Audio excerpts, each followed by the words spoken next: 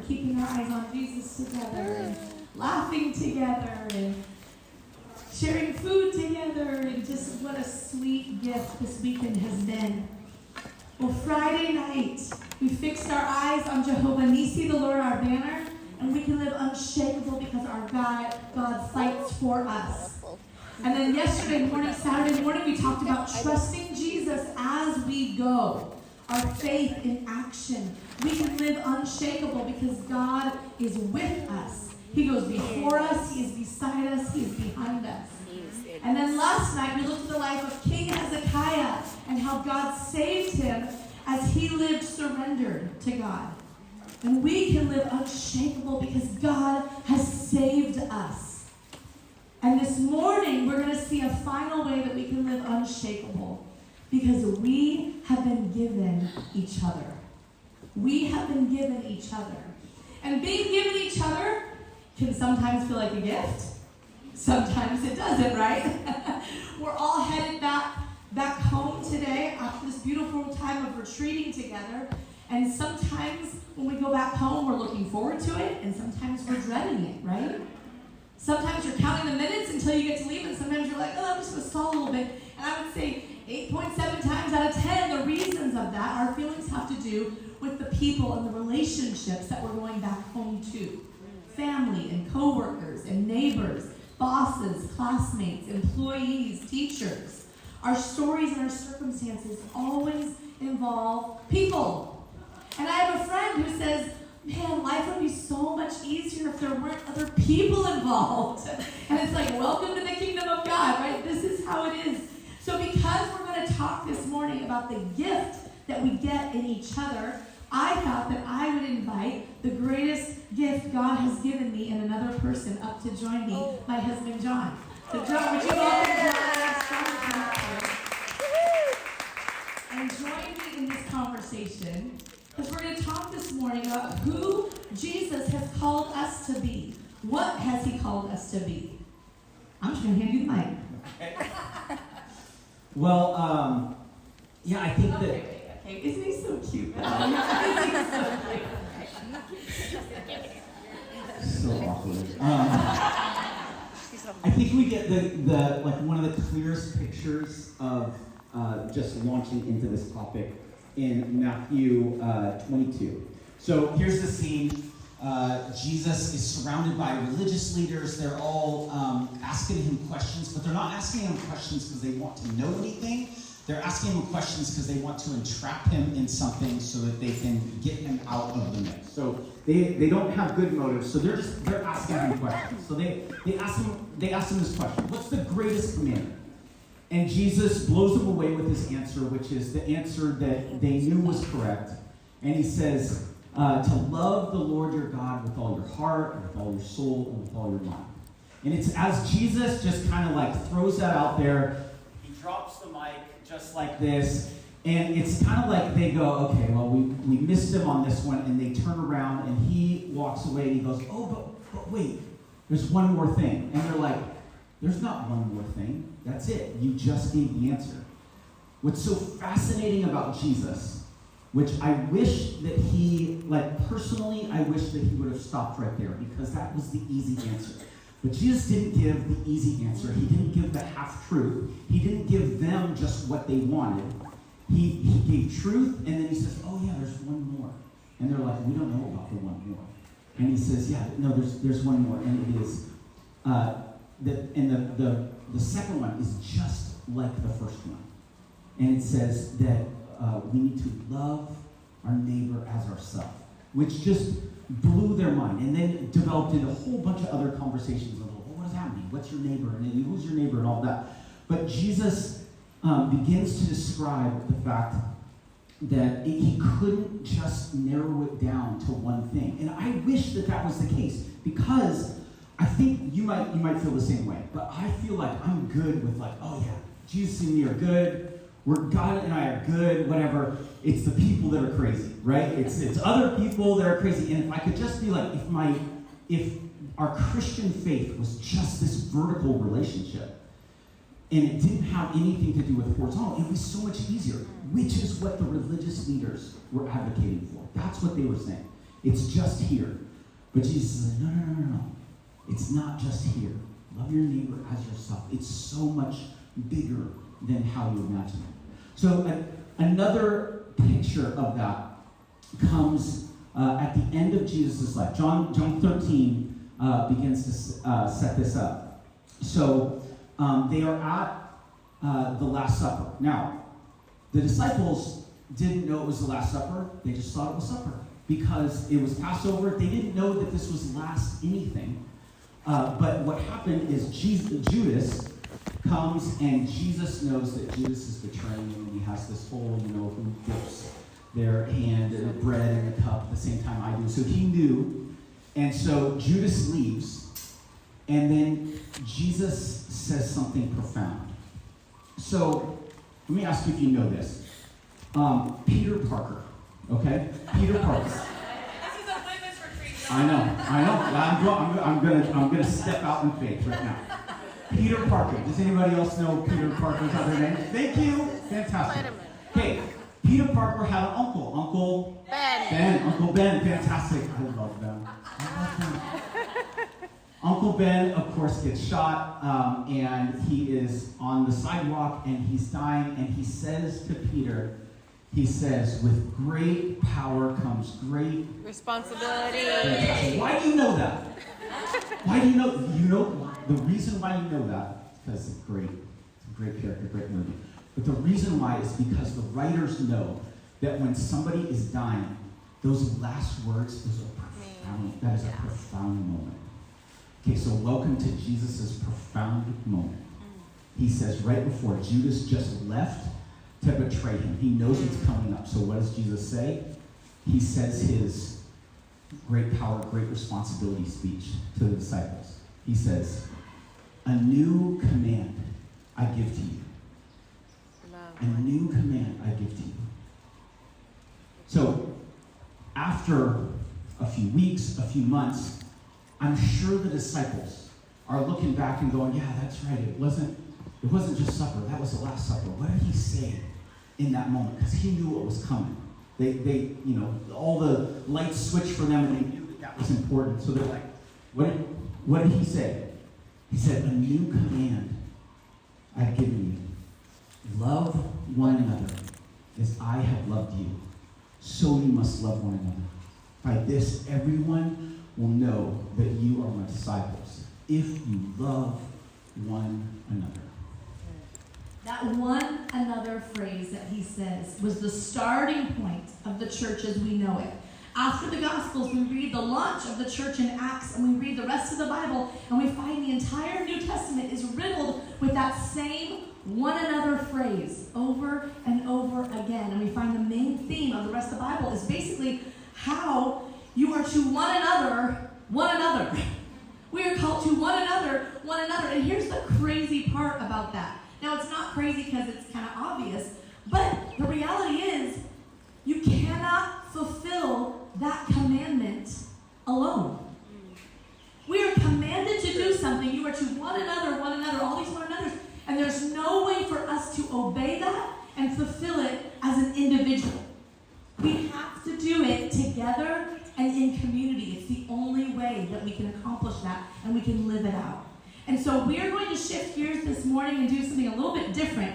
We're just going to get really practical this morning. We're just going to get practical. We're going to take a look at 8 different ways that God invites us to one another, okay? And we're going to highlight some of them and just kind of send us off this morning with just some ideas and practical tools on how we can love our world like Jesus loves. And it starts with where you are planted and the people that God has planted and placed around you. Oftentimes in Scripture, I love to read the Word and know what the Word says, but oftentimes I also love to just remind myself what the Word does not say. Because sometimes we assume, oh, this is the Bible, and we're like, no, it's not. So let me just remind you what one another's are not in the Bible, okay? It does not say we are to sanctify one another, humble one another, scrutinize one another, pressure one another, embarrass one another, sacrifice one another, shame one another, marginalize one another. It does not say exclude one another or judge one another. It does not say confess one another's sins.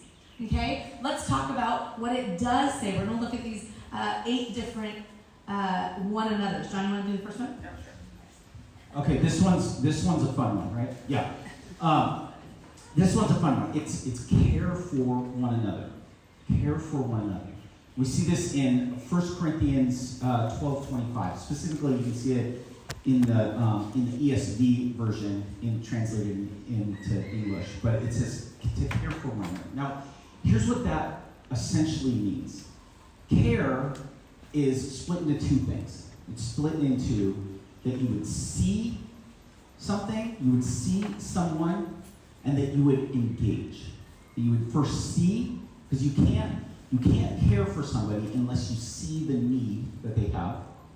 And you're really not caring for them unless you then engage in the process of their need.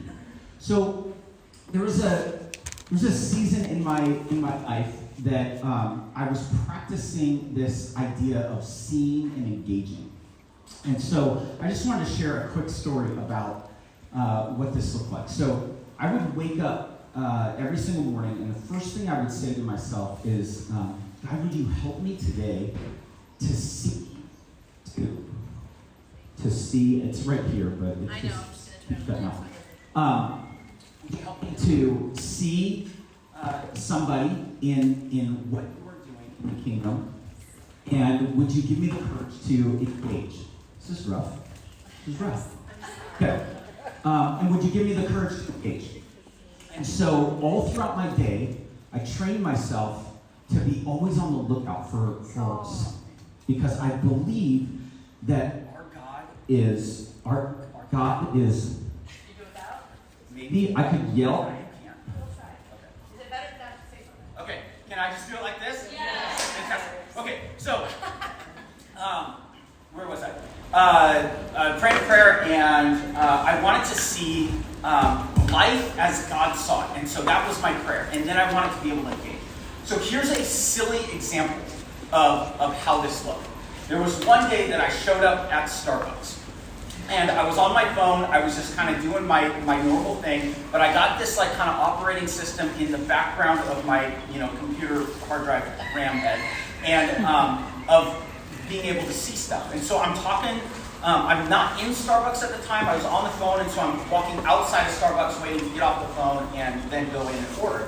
And as I do, I noticed that there was a lady who had walked out of Starbucks, and she was meeting with somebody I could see through the window. She had walked out of Starbucks, and she walked to her, it's so vivid, she walked to a beige Volvo, and she got in her car. She sat there for a minute. I'm just still on the phone. She gets out of her car, and she starts walking very slowly back to the Starbucks and looking at the ground like this, and going, and she reached down, and she picked something up, and whatever, and she made it all the way back to the Starbucks, made it all the way back inside to where she was sitting right by the window, and she starts looking, around. I'm on a business call, and I say, hey, I have something brewing, I gotta go, I'll call you back. Bam. I don't know what that is. I didn't have a flip phone at the time. That's the international sign of flip phone. So I walk into Starbucks, and I meet her right in front of like the creams and the sugars and that little spot in Starbucks, right?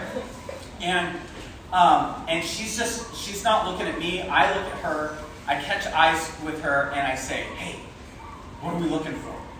And she's like, what? And I'm like, I can tell we're on a scavenger hunt right now, but I need to know what we're looking for. And she is just like, I have no idea who you are or what you're about. But she says, I was meeting with somebody and I wrote down a phone number and it's really important and I can't find it. And I'm like, okay. I'm like, where do you think it is?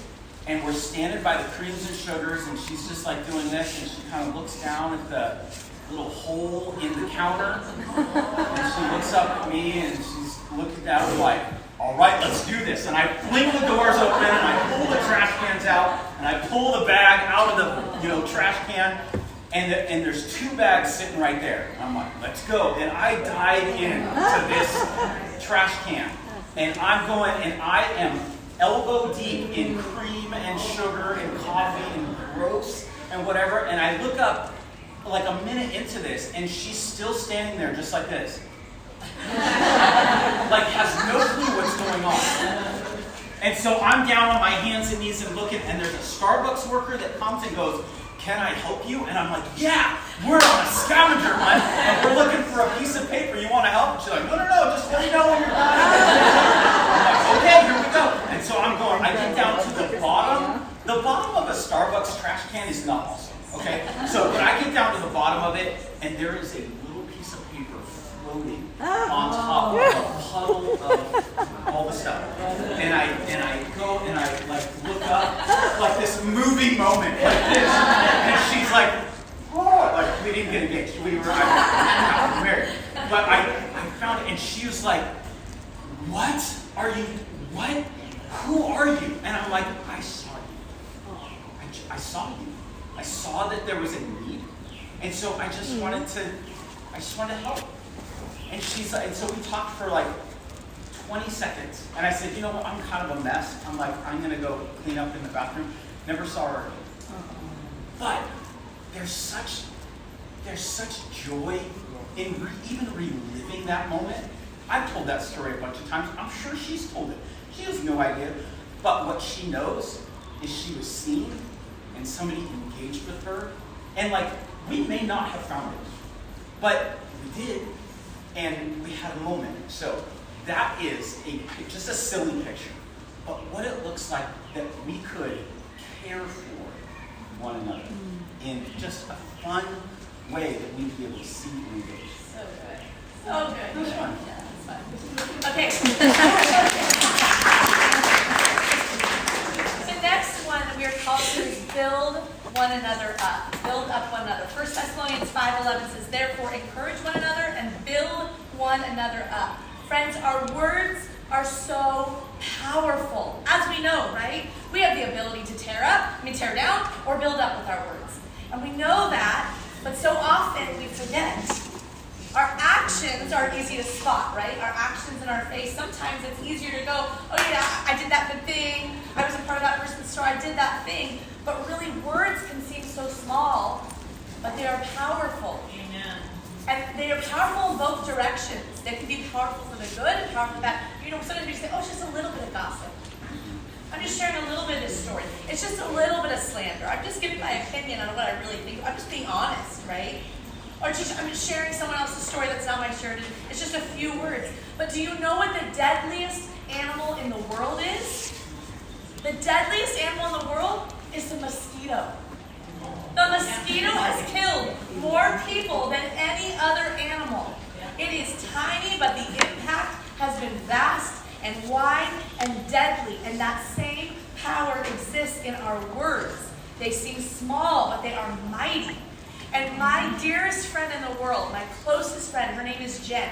And when we were newly married, our oldest son was just a little baby. And John had got on staff at this church. He was the worship pastor. And he introduced me to Jen, who was the children's pastor. And I said, "Oh, hi." And so she was walking us around the church, and she was introducing us to people and, you know, just relation. And, "Oh, that person is related to this person," and blah, blah, and showing us around. And I went to a Bible study, and I show up, and Jen's there.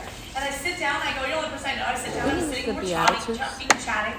And all of a sudden, this girl walks by that I know I had heard. I met her maybe in passing, I forgot the story. And so I turned to Jen, and I said, "Now, what is her name again?" She told me. I said, "Oh, yeah." And I said, and wasn't there a story or something with her? And she looked at me, and she said, "Yeah, she has a really powerful story. You should ask her about it sometime." Mm-hmm. And I was like, in the moment, I was like, "Oh my goodness!" Like, I wasn't even thinking like that. I was trying to get like, what's the story on that person? But what I saw in this girl Jen was she was so protective and honoring of people that when I asked that question, she went, "Oh yeah, you should ask her about her story. She would probably love to share her story with you." That is when I knew my friend Jen was going to be my dearest friend for life. Because I trust her with every part of my story. I trust her, honestly. She knows every fight we've been in. She knows every detail because I can go honestly with her and say, "This is what's happening right now," and she will speak truth to me.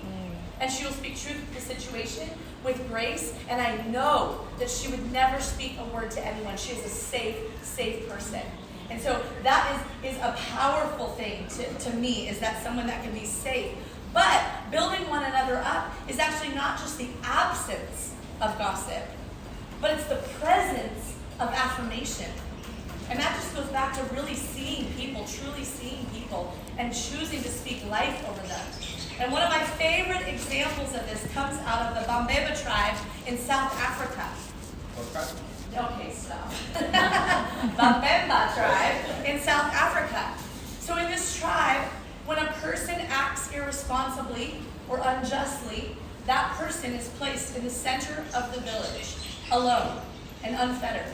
And all work in the village ceases, and every man and woman and child in the village gathers in a large circle around the accused individual. And then each person in the tribe speaks to the accused, one at a time, each recalling the good things that person has done. Wow. In the center of the circle. Each recalling the good things that person has done in their lifetime. Every incident, every experience that can be recalled with any detail and accuracy is recounted. All of that person's positive attributes, their good deeds, their strengths, their kindnesses are recited carefully and at length. And this tribal ceremony can often last several days. And at the end, the tribal circle is broken and a joyous celebration takes place. And the person is symbolically and literally welcomed back into the tribe. Friends, sometimes our default is, well, you did that bad thing, or we're just going to talk about that bad thing, and we're going to talk about it until I'm blue in the face, until I get all my words out, right? But what's modeled here is the reminder of identity. That isn't who you are. That isn't who you are. It's not shame, it's a vision. And this has been a powerful tool in our home, in our marriage, and in our family, and in our parenting. Rather than harp on the failure, we remind each other of who we are. I mean, I remember a specific instance this year where John and I sat, we were kind of in a conflict, and he had hurt me, and he felt bad that he had hurt me. And he said, I'm really sorry that I hurt you. And I looked at him and I said, I know you're sorry, because that's not who you are. That's not who you are. You're so kind and loving. That wasn't who you are. And we're able to just see that person for who they really are, love them, and that brings healing. So we are called to build one another up. And guess what? It's not just for our benefit, for their benefit, but it's for our benefit as well. Proverbs 11:17 says, your own soul is nourished when you are kind, but you destroy yourself when you are cruel. So let us have nourished souls. Yeah, that's so good, dude. So good. Okay, that's good, right? Yes. That tribe, they know something. And it's what Jesus is doing with us. I know I grew up in a culture totally opposite from that. And so it's like we get pushed down when you do wrong and built up when you do right. And they're just declaring something that's so much closer than who God is. It just continues to invite us into our kingdom. I just love it. So, okay, here's number 3. Carry one another's burdens. Okay? We're going to break this down for just a second. So, it comes out of Galatians 6:2. It says, carry each other's burdens. Galatians 6:2, if you want to write that down. Carry each other's burdens. And in this way, you will fulfill the law of Christ. Okay, so here's my question to you. Are there any folks in here that are like people pleasers? Like a people pleaser? Okay. You've been growing for a long time. And so this is going to be, I hope, free for you people pleasers. I am not a people pleaser, and so I don't always get that.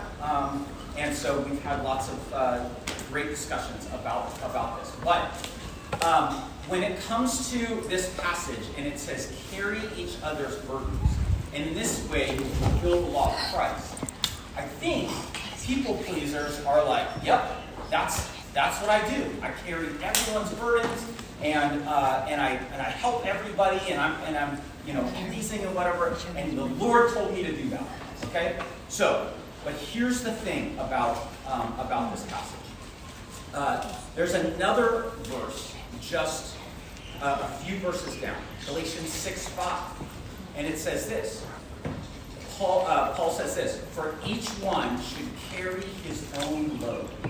They seem a little contradictory, right? Carry one another's burdens, and each one should carry his own load. And here's why it's not contradictory. And here's why it's beautiful and freeing for all of us. Is because the word burden and the word load are two different words. The word burden is like a boulder. The word burden is something that is massive. It is a massive issue in our life. The word load, the picture of it is like a backpack. Okay? Burden is we are called to carry one another's burdens. Be with them in the burden carrying, in the boulder carrying. But with the load, the invitation is that everyone should carry their own load. So here's if you're a people pleaser, here's the freedom for you. You are not called to carry other people's loads. You are called to discern the difference between their emotional, spiritual, relational backpack and their boulder. And you can engage in actually helping and getting down and helping everything on that boulder part. But the invitation to you is to recognize when it's a backpack, you're not supposed to do it, and there's a reason why. A couple of reasons. Because one, if you steal the moment for them to carry their own backpack, they do not grow stronger in their own life. They become weaker. They become atrophy because everyone else comes and helps me with my backpack. They don't know the difference between their backpack and their boulder, and sometimes that's going to be true of us. We think that any problem we have is a massive size thing, but when we're on the outside, we're called to discern which one is big or small, and which one they can carry, and then encourage them to go back to the other one, build them up, and encourage them to carry their own backpack and that load that they have. But then the second thing is not just for their strength building and their growth process, but it's also for you. Because if you continue to just strap on backpacks onto you, when the time comes when you really need, when God really wants you to help somebody carry a burden for somebody else, that will require maybe not just you, but others around this person. You're going to be so loaded down with backpacks, with loads, that you can't carry the burden of the boulder. So it is so important for us to first come in prayer, just be able to have us recognize what's the weight of this thing that they're dealing with. Now, if you're not a people pleaser, the gift for you and I in this is that we would have compassion, that we would also see, and that sometimes the non-people pleasers, they're not even there for those big boulder moments. And we have to be there for those big boulder moments because it requires community, it requires one another that we would come around people when they're dealing with these big things, and we would be with them in that. So does that make sense? Going through Galatians 2, that's really hopeful, right? To know, oh my gosh, I do have a part in it, but it's not to burden yourself so much with everybody's problems, but it's to have a boundary that goes okay, here's something I should be a part of, and here's something I shouldn't. All right, the next one is serve one another. Galatians 5:13 says, serve one another humbly in love. And in Philippians 2, we see Jesus' nature. Who he is he gave up his rights and privileges in heaven and came down to serve, not to be served, right? So this is the thing about serving. Serving is not just an act. It's an identity. It's an identity. It's who we are called to be. It's how we are called to live. Because if we're going to do something after our model in Jesus, then we look and we act like Jesus. And his model to us was to serve one another. So it's not just something we do, but it's someone that we are. It's who we are. And so I'm just going to get really practical because sometimes serving, we're like, okay, well, I know I can sign up to volunteer at that thing. But I really believe that the best practice and invitations that we have to serving start in your own close circle, whether that's in your home, with a spouse, with children, with a roommate, with coworkers, having eyes to see. My kids, my kids know that my favorite question they ask me is, hey, what can I do to help? How can I serve today? I'm like, can I say it? I go, that's my favorite question. Thank you so much. And part of it is them asking. And then I also, though, try to transition them to say, hey, I want you to have eyes to see. That's the next phrase that I'll say to them. I want you to have eyes to see. So that they're growing from, hey, asking, how can I serve? Training them to not even need to ask the question, that they now are looking at the world through a lens of, how do I have eyes to see what the needs are around me? How can I step in and how can I serve? My mom always asked my dad every morning, how can I make your life easier today? That was the question she asked him. How can I make your life easier today? And sometimes he would have something to say, and sometimes he'd say, just knowing that that person is there to serve. And sometimes serving is doing something that the person knows and it's a blessing to them. But my heart has been most trained towards service when I serve and nobody knows about it, right? And so this is a silly example. But one day John was in the shower and he had put his bath towel in the laundry and he forgot to get a new towel. So he's in the shower and he calls to me, hey, Deanna, will you get me a towel? Grab me a new towel. And I'm like, sure. So I go to the linen closet, I open it up, and there's 2 towels left sitting clean in our linen closet. And one was a brand new, really soft towel that I just bought. And one was a towel that we got at our wedding shower 20 years ago. And I looked at the 2 towels, and I knew we each needed a towel, right? And in that moment, it's so silly. But in that moment, I'm thinking, which one do I give John? And I'm thinking, I really love a nice, soft, new towel. And to be honest, I don't think he would even care. If I gave him the 20-year-old towel, he probably wouldn't even know. But in that moment, I was like, you know what? I'm going to give him the nice towel. He probably doesn't know to this day, like I'm just telling you right now. It's not even that he knew about it, but it trained my heart in that moment to go, look, I can give this person something. I can defer to them. Mm-hmm. I can give them, and it's okay. And it just trained my heart to go, look, I'm fine with this towel, and look, I can serve him in that way. It's just a silly way, but it's a way that just quietly trains our heart. One way that John has done it, there's times that we'll go on a road trip, like not our big road trip, but we'll be going a few hours on a road trip with a family, and sometimes we get to the car door and our kids will start to bicker, like, I'm not sitting in the back, I don't want to sit in the back, I want to sit in the front, they're all trying to claim their seats. And several times over the course of our family, John will just hop in the back seat and go sit in the back seat of our grandparents. And the kids are like, Dad, what are you doing? What are you doing? And he's like, oh, I don't care. I'll sit in the back seat. And he's not like trying to stick it to them. He's genuine. He's like, I really don't care, guys. And then to see one of my kids go like, so I'm sitting in the front seat? They sit in the front the whole time. They're looking at Dad and they're just like, wow. And it's just a way that he can go. And I was telling him this morning, I want to share that with the women there. And it's just a thing. I know it's particular to kids, and he goes, well, it's actually not. He goes, you know why I did that? He shared with him why he did that. So I was like, oh, that's so cool. Yeah, my mentor, one of my mentors, one of our mentors, first time I met him, this is a profound man. And first time I met him, it was with another friend, and we had breakfast or whatever, and we were going in the car and driving somewhere else. And it was just clear, he's a big deal, right?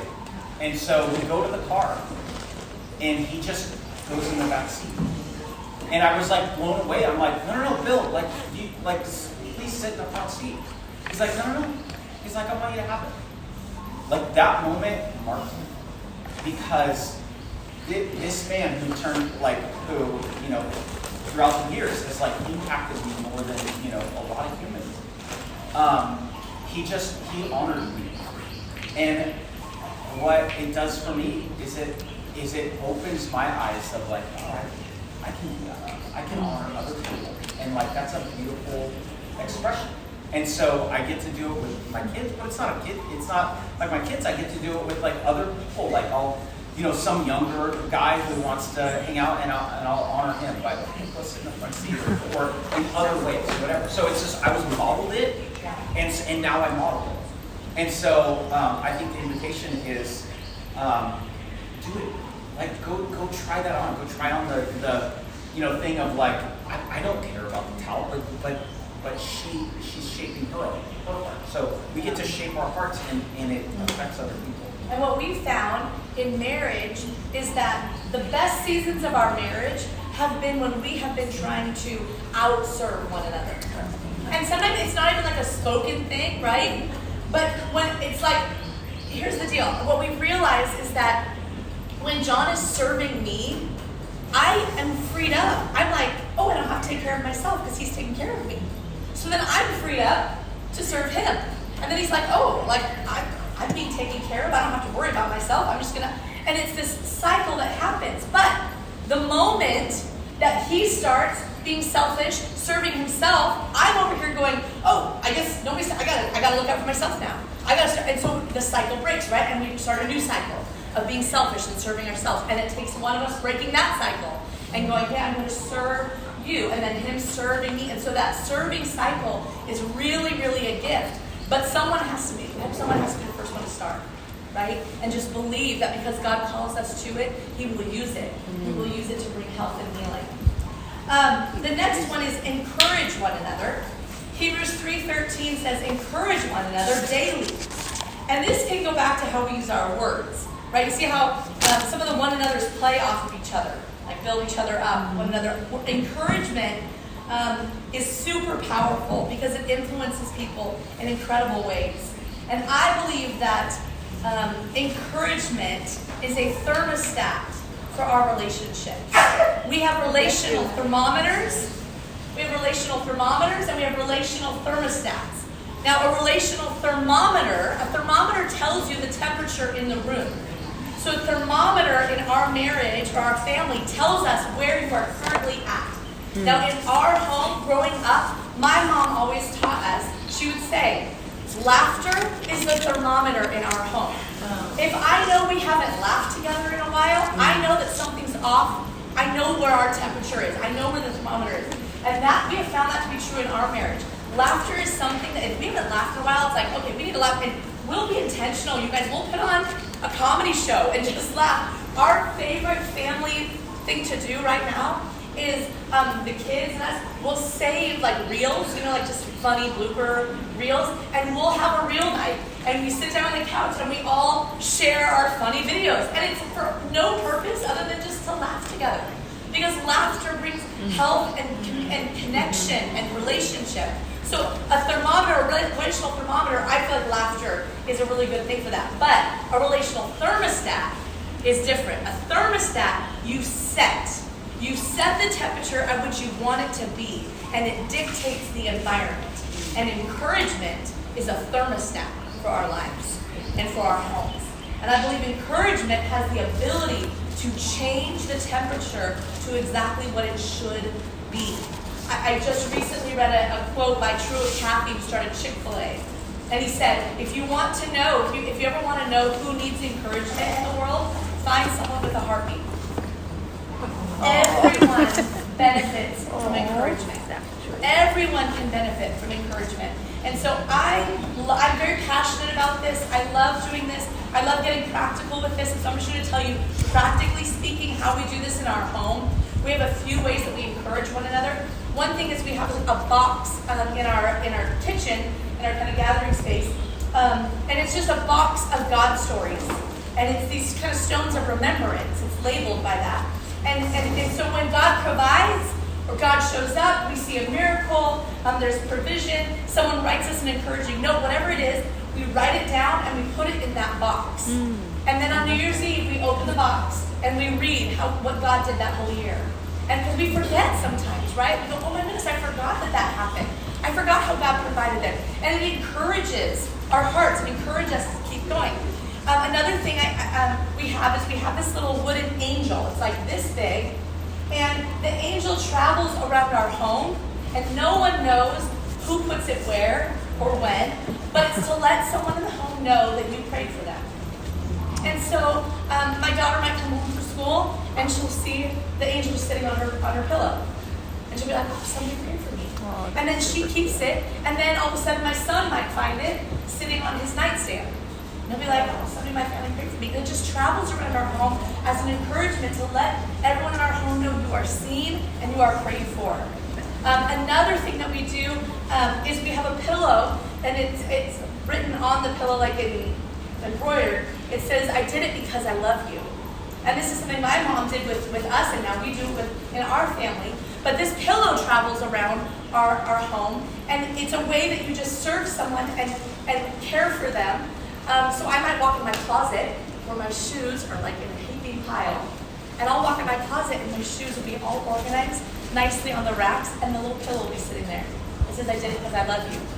Or my teenager might have run off to school, and I walk in her room, and her bed's not made, it's a disaster, and she'll come home from school, and her bed will be nice, made, and there'll be a pillow just saying, I did it because I love you. Because we want to constantly just be encouraged. Hey, I see you, I'm here for you, I'm not judging you, I'm stepping into your story, I'm praying for you. All of that is an encouragement to their hearts. Even little things like when the kids used to go teeping, we stopped teeping and we started chalking.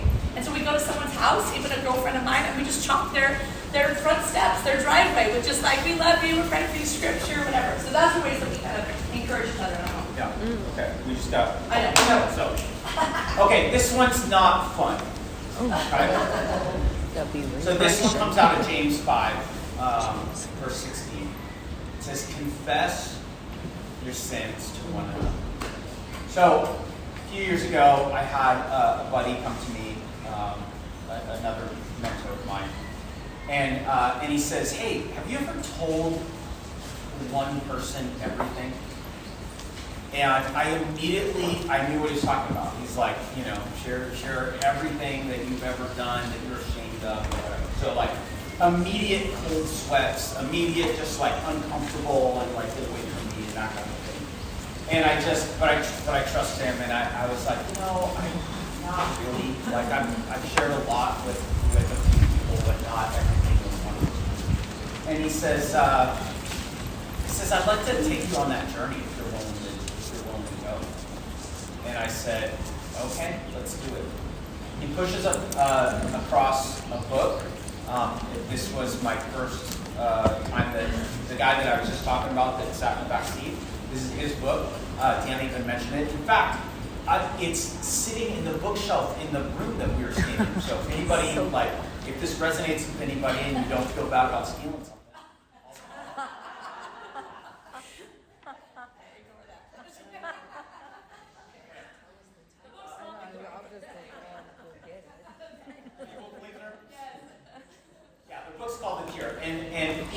And it's this beautiful journey of just helping you just unearth some stuff in your life and not the things that you've been ashamed of, and inviting God's grace into it. So we read through this book. I actually wept through this book. I've been a pastor for years, and I just never read anything quite like this. And so at the end of 5, 6, 8 weeks, whatever it was, that we continue to meet every week and just talk through things.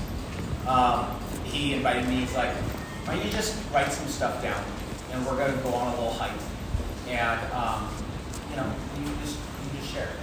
So I wrote 8 pages of just the worst of what I had seen in my life, things that I had done, things I was ashamed of, things that were just yucky and gross and all of that.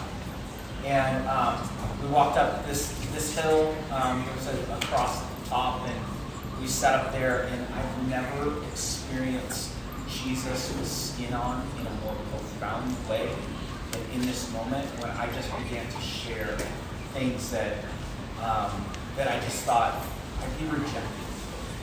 And he just loved me and put his arms around me. We both cried. He shared stuff about the intimate things in his life that he's like, these are things that I'm not proud of in my past. And the goal was freedom. For freedom. It's why he set us free, so that we would be. And this is the pathway through. Is a pathway that we have to walk straight through our pride and straight into one another, because we can't just do this here. It required, because I had done this here, but I never fully done it here with someone. And he loved me so much. And so here's the invitation is, you may have somebody, it takes a trusted person in your life because you're entrusting them with all of who you are. So it takes a trusted person. And you may not have that person in your life, or you may have that person in your life, and maybe it's an invitation that you want to go on a journey that you want to go on with them, to just go like, hey, I think that God has freedom for us. And there's things that I experience shame for on a regular basis and I never talk about, and I need to just, I need to let somebody know and to offer grace and love, and you can be that trustworthy person.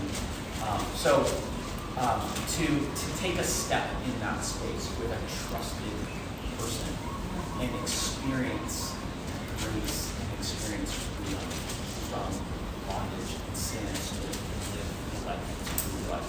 Yeah. And we just had a moment like this with one of our kids where our daughter Morgan, she's 12, and I said to John, I said one day, I feel like Morgan's wrestling with something, this specific thing. I don't know for sure, but I think she is. She hasn't talked about it. And so we went and we sat down, John and I, and Morgan, the three of us sat down and said, Morgan, we feel like you are kind of wrestling with this thing. Is this true? And she just looked at us, wide-eyed, and she said, yeah, it's true. I am. And we're like, yeah, we can tell, like, you're really wrestling. And she goes, but I've talked to God about it. I've talked to God about it. But I just have to tell you, it feels so good that you know.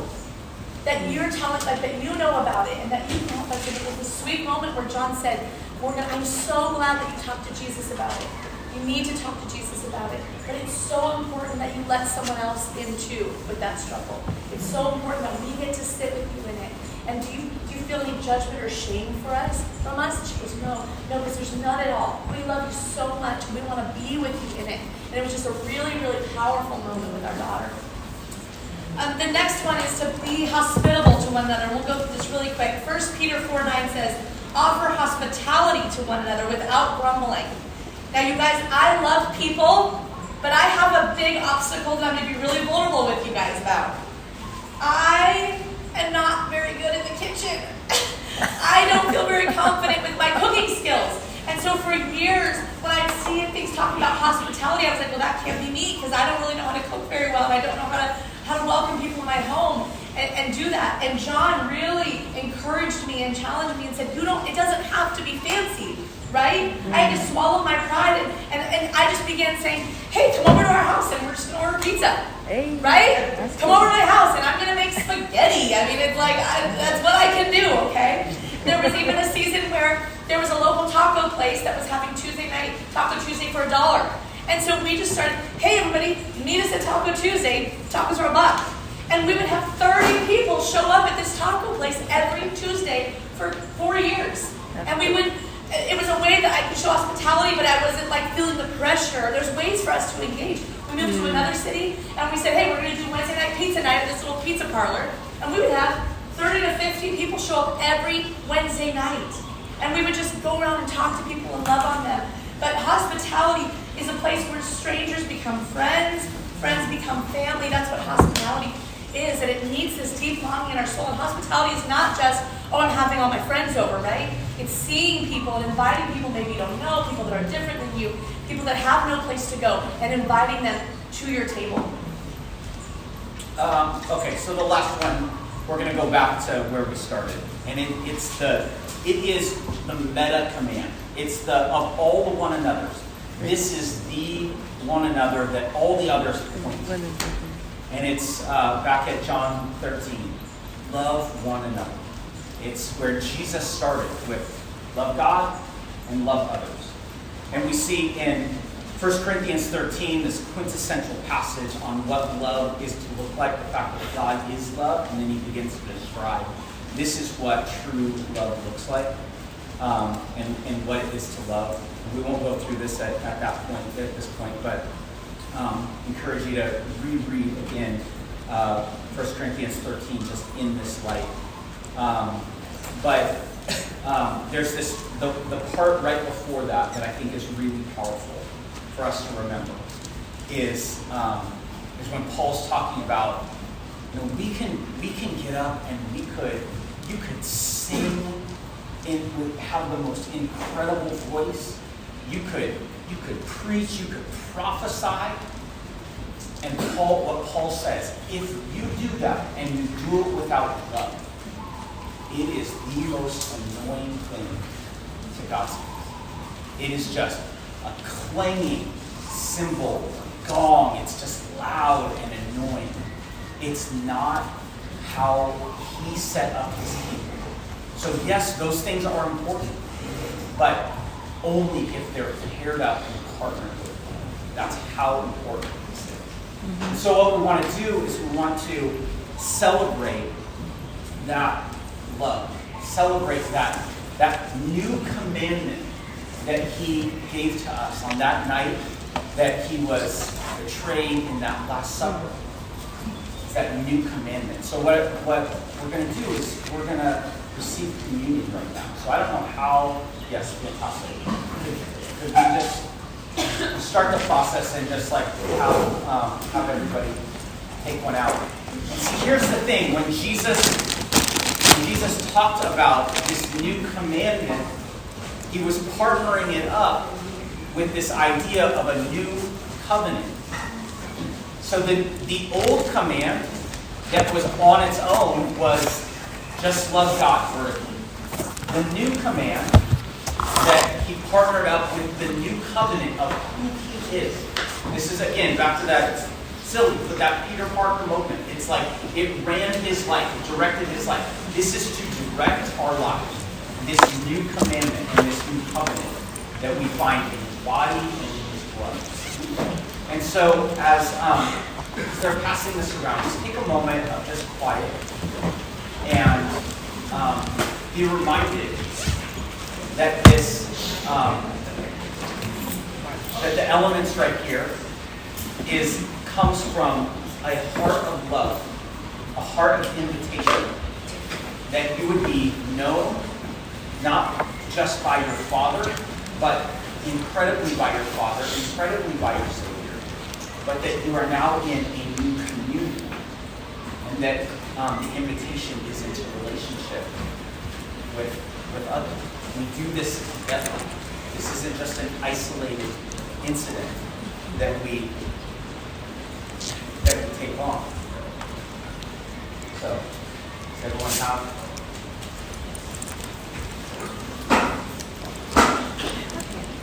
Yeah. Okay. So Jesus, at the same time that he said, love one another, he bookended it with, first, saying, this bread, I want to recalibrate it in your mind. I want you to think like when you eat, which is something that you do on a regular basis. When you eat, I want you to be reminded that my body was broken for you. That I went to the cross for you. So whenever you eat, and whenever you eat together, that this is to be the reminder.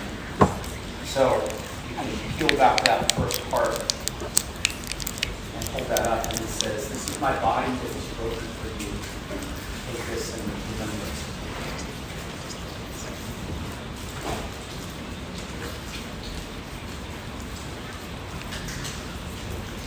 And then in the midst of that, he says, new commandment, love one another. It's so important to me, and I need you to know that it's going to be important to you too. That as this movement begins to grow and he sends his Holy Spirit, that the guiding principle of it is love. There's no greater love than for one that would lay down his life. And he said, that's what I'm going to do. He says, he took the cup, and he said, this right here, this represents, this is a new covenant, a new command and a new covenant. My love for you. I give you my lifeblood. I give you everything I have, because I want you to know that you are now different. You are now changed. You have a new identity. Your identity is in me. My identity is in the Father, and the Father is love. The command love. And it's not just to love the Father, but it is to love the Father. It's not just to love the Son, it is to love the Son. It is not just to love the Spirit, it is to love the Spirit. But it is to love those around us. We are intertwined in this moment right here, in his sacrifice. So he said, he took the cup. He says, this is a new covenant in the blood that I pour out for you. Take this. Let's pray.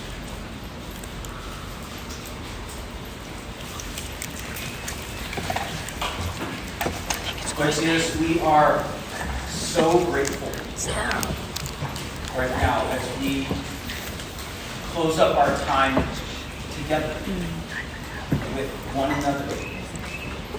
And you are in our midst. You were here in this spot long before you got here. You've been here all weekend. And we are grateful. We are grateful when we look back and we remember the sacrifice that you made for us, and how you have died to give us life. We are grateful for that. We are grateful for moments right here that you've met us and that you've taught us, and that we've learned, and we've been inspired, and we've been stirred in our hearts. And God, we want to live out of our core identity. We want to live out of this idea that we are called to love you, and we are called to love others in profound and beautiful ways, because that is who you are, and that is the identity that we have taken as being followers of you, sons and daughters of you.